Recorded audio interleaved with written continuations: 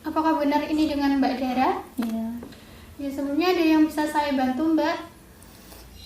Iya Mbak, ini kan saya lagi menstruasi. Ini saya di bagian paha itu kok gatal-gatal ya? Oh, ini menstruasi yang hari keberapa, Mbak, ini, Mbak? Yang kedua Bu. Oh, hari kedua.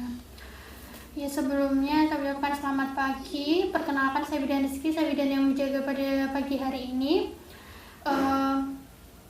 Di sini Mbak ngerasain ini ya, kayak gatal-gatal ya di bagian lipatan paha. Iya.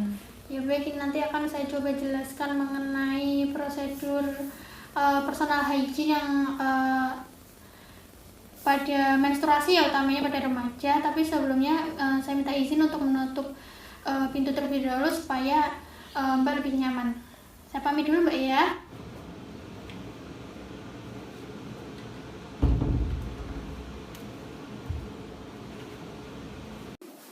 Nah, ini nanti saya jelaskan mengenai personal hygiene saat menstruasi pada remaja. Nah, ini sebelumnya betul dengan Mbak Dara siapa nggih? Dara Astuti. Oh, Dara Astuti. Umurnya Mbak? 16 tahun. 16 tahun. Alamatnya? Mojosongo. Ya, ini keluhannya gatal-gatal di sekitar paha ya Mbak ya. Ini dan di sekitar kelamin juga mengalami gatal-gatal menstruasi hari kedua. Ini Mbak biasanya ganti pembalut berapa kali Mbak dalam sehari? 3-4. Oh, 3-4 kali. Salah Bun, 2-3 Bu. Apa ya? Datanya dengan. Ya, selanjut. Oh, iya. Mbak ini ganti pembalutnya dalam sehari berapa kali Mbak? 2-3. Oh, 2-3 kali. Baik, ini saya cek terlebih dahulu Mbak ya. Nah, baik, berdasarkan hasil pemeriksaan, ini tekanan darah Mbak ini 110/70, kemudian pernafasannya 20 kali per menit, nadinya 80 kali 6 per menit, dan suhunya 36,4 derajat Celcius. Nah, ini kemudian setelah saya cek tadi juga terlihat kemerahan ya Mbak ya pada lipatan paha ya. Kemudian ini apakah pemeriksaan atau Mbak pernah mendapatkan edukasi tentang personal hygiene sebelumnya? Belum pernah, berarti baru pertama kali ini ya Mbak ya? Ya. Nah, sejauh ini yang Mbak Dara ketahui tentang personal hygiene itu gimana Mbak? Ya, cuma sering ganti pembalut kayak gitu. Oh gitu, berarti memang itu juga salah satu ya Mbak ya. Jadi secara pengertian secara umum personal hygiene itu merupakan perilaku yang berkaitan dengan tindakan untuk memelihara kesehatan dan upaya menjaga kebersihan utamanya pada daerah kewanitaan saat menstruasi. Seperti itu ya pengertiannya Mbak. Nah, di sini nanti saya jelaskan mengenai faktor-faktor apa saja yang mempengaruhi perilaku personal hygiene. Nah, yang pertama itu citra tubuh atau penampilan. Nah, penampilan itu kita bisa lihat secara umum. Orang kan biasanya kalau terlihat ya rapi, terus bersih, itu kemungkinan orang tersebut juga menjaga kesehatan tentang personal hygiene atau paham tentang kesehatan daerah kewanitaan seperti itu. Kemudian yaitu yang kedua itu praktek sosial. Nah, di sini yang biasanya yang anak-anak manja atau oleh orang tua itu biasanya akan mengalami perubahan tentang perilaku hygiene. Nah, kemudian yang ketiga itu tingkat ekonomi, karena dalam proses personal hygiene itu kan membutuhkan alat dan bahan, contohnya seperti sabun, pasta gigi, sampo. Nah, itu digunakan untuk melakukan personal hygiene. Nah, itu memerlukan adanya biaya.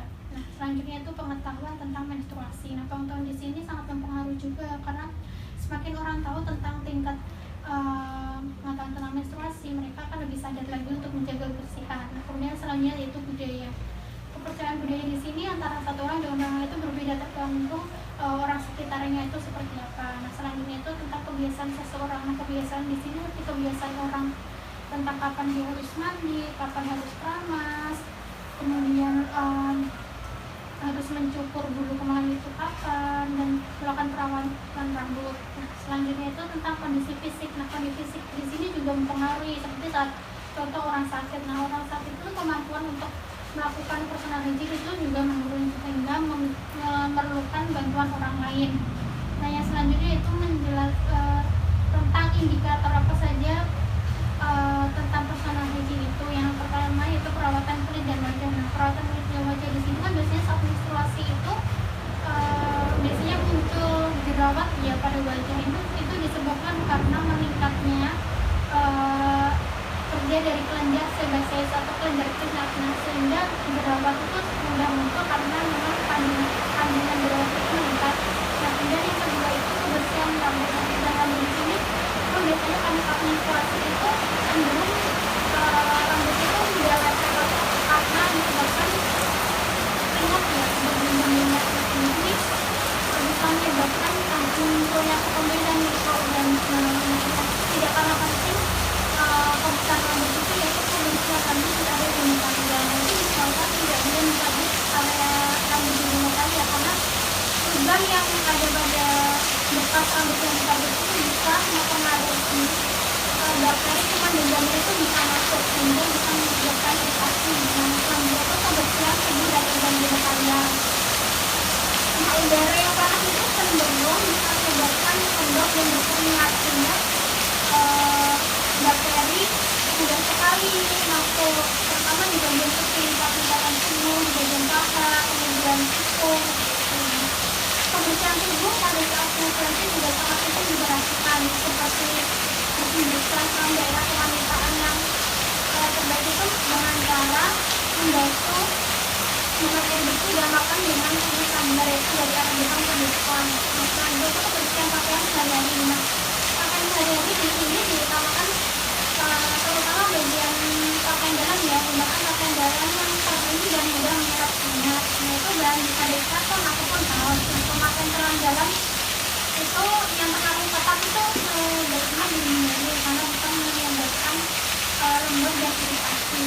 Nah, selanjutnya penggunaan pembalut. Penggunaan pembalut di sini baiknya kan kalau bisa yang pembalut itu minimal pakai jam tadi ya, itu kalau bisa pembalut yang di sini itu bersih, tidak berwarna, tidak mengandung parfum dan daya serap tinggi untuk mengurangi adanya iritasi pada kulit. Dan untuk pembalut itu ada sudah terdapat gumpalan darah itu misalkan sudah ganti saja karena itu kan jadi penyebab tumbuhnya jamur.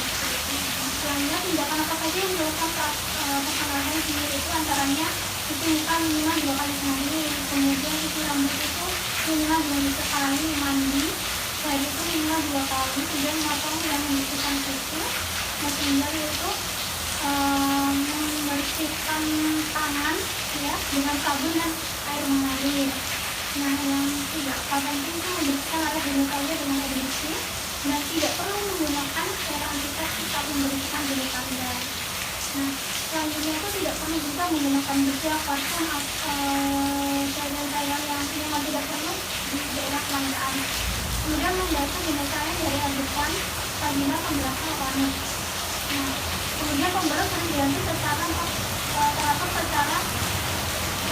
teratur 4 sampai 5 kali setiap setelah buang air besar atau air kecil dan mandi. Kemudian mencegah atau menaikkan habis semalam karena bisa menimbulkan jamur atau kucing yang dapat menimbulkan rasa tidak nyaman dan besar.